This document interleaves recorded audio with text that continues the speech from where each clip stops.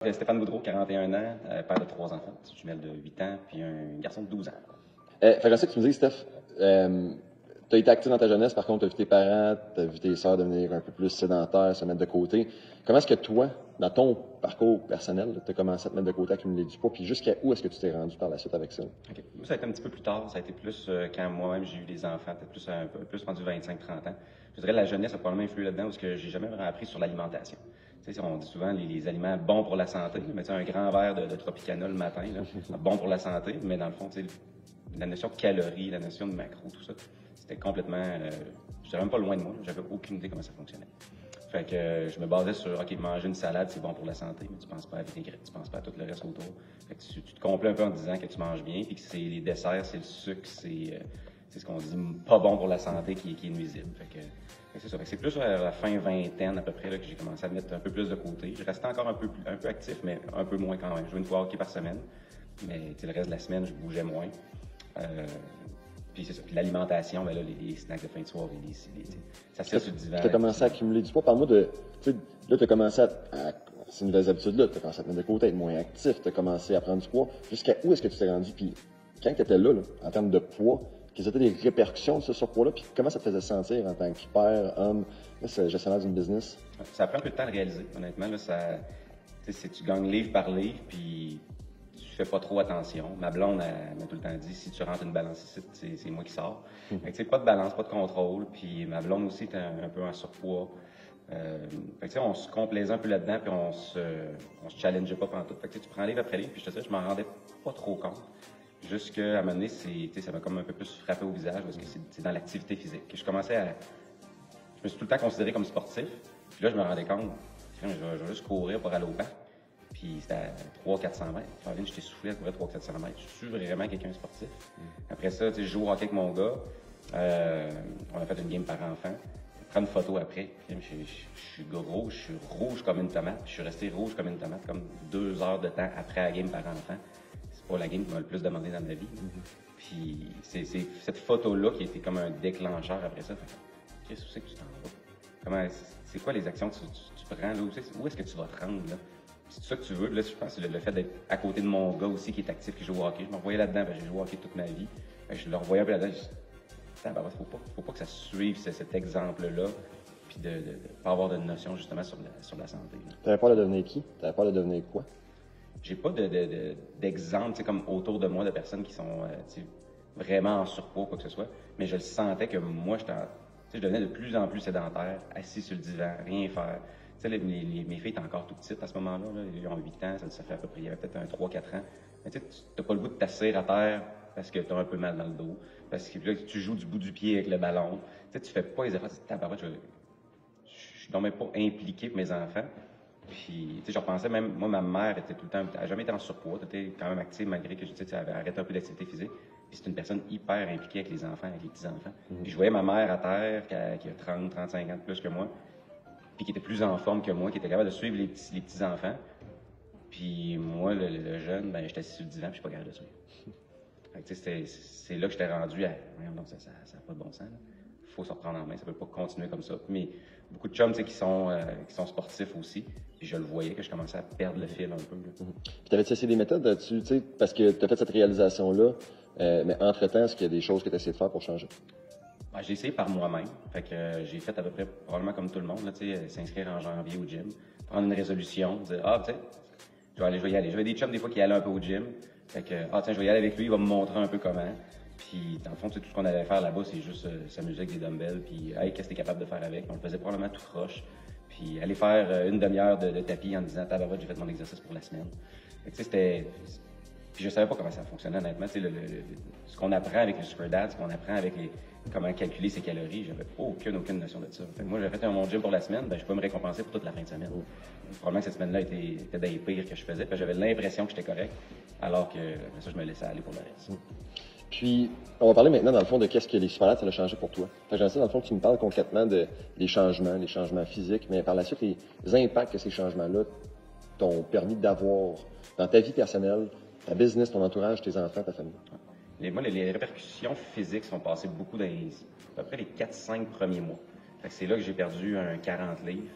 Puis je suis revenu à une masse de gras, quelque chose de pas mal plus confortable, autour d'un 15 14 de masse de gras. Puis là, j'ai repris un peu plus le contrôle de mon corps. Ça, c'est sûr, ça a donné des bénéfices pour juste l'activité physique, l'activité avec mes enfants, me réimpliquer. Et quand je jouais une game de hockey, j'avais encore d'énergie pour en jouer une deuxième. Je ne suis pas brûlé constamment dans ma journée. Puis là, après ça, toutes les autres répercussions, je dirais, les plus bénéfiques, mais en tout cas tout aussi bénéfiques, ont commencé aussi. Tu es plus en forme, tu dors mieux, tu es plus en forme au travail, tu es plus allumé au travail. Tu le sens dans tes relations avec les autres autour. Justement, tu es plus en forme, tu peux gagner un peu plus de patience de temps en temps. Il y a encore des défis, évidemment, tout au long de la vie avec les enfants, mais tu gagnes en confiance, tu gagnes en énergie, tu retransmets cette énergie-là. Tu vois les jeunes qui suivent autour aussi. Quand je fais mes entraînements dans le sous-sol, tu vois les jeunes qui suivent, tu vois les jeunes qui essaient de faire des push-ups. Bon, à 4 ans, c'est loin d'être parfait un push-up, mais juste de les voir aller puis de faire ça avec un sourire, tabarouette. Les autres, ils commencent à comprendre que l'entraînement, c'est pas obligé d'être plat. Puis ça peut être amusant, puis c'est bénéfique pour toi, pour tous les aspects de la vie. Puis, autant après ça, c'est confiance en soi. Là.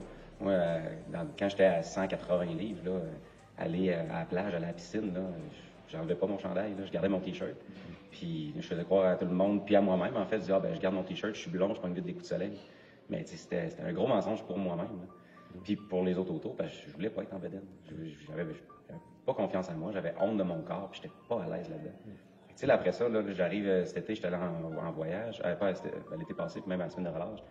Puis tabarouette à la plage, là, je suis content d'enlever mon T-shirt. Je suis fier de montrer au monde autour, me voilà, c'est moi ça.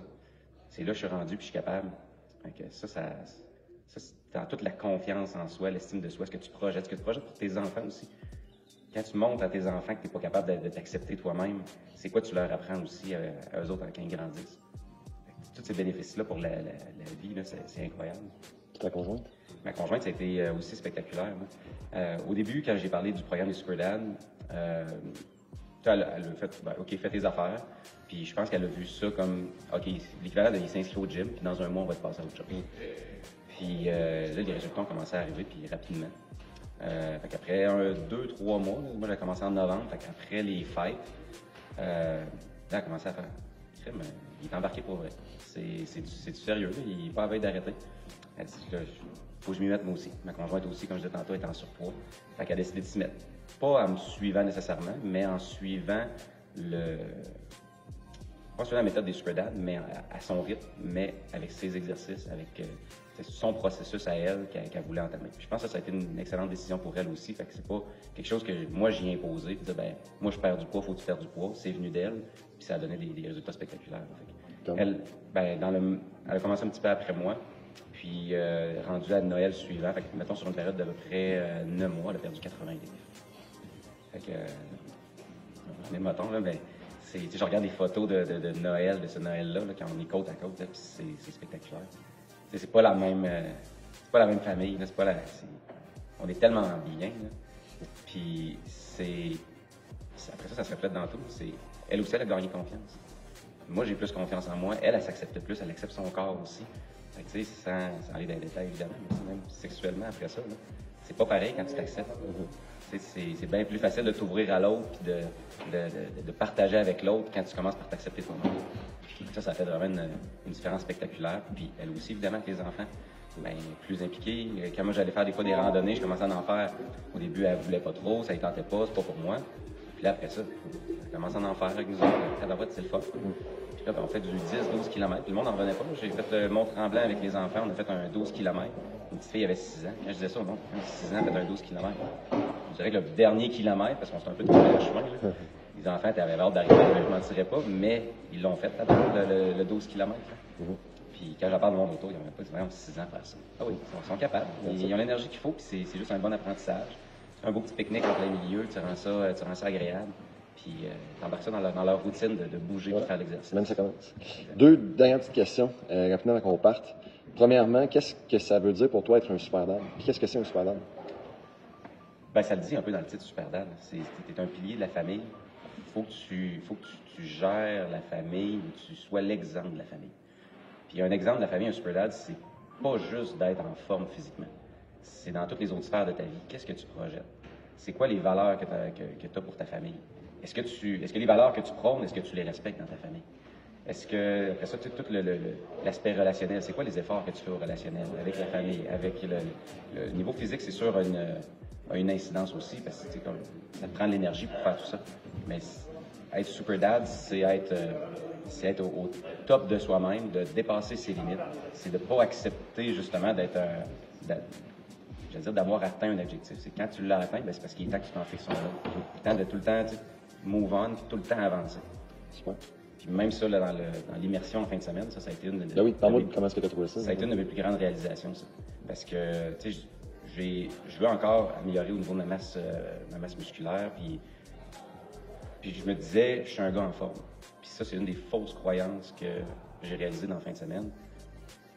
Je suis pas un gars, je peux pas me contenter de me dire que présentement, je suis un gars en forme. Faut que je suis quelqu'un qui veut dépasser ses limites. Fait que j'ai rien atteint. Une fois que tu as atteint un sommet, tu t'en vises un autre. Fait que si je me dis que je suis en forme, ben j'avancerai plus. Puis tout ce que je peux faire, c'est descendre. Fait que là, je suis rendu à un certain point. Parfait, maintenant, c'est où l'autre sommet?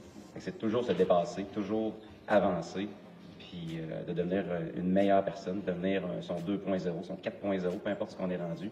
Ben c'est un milestone à la fois, puis toujours évoluer, puis de pas se mettre des limites. On est notre propre barrière au changement, au succès. C'est nous autres notre plus grande limite.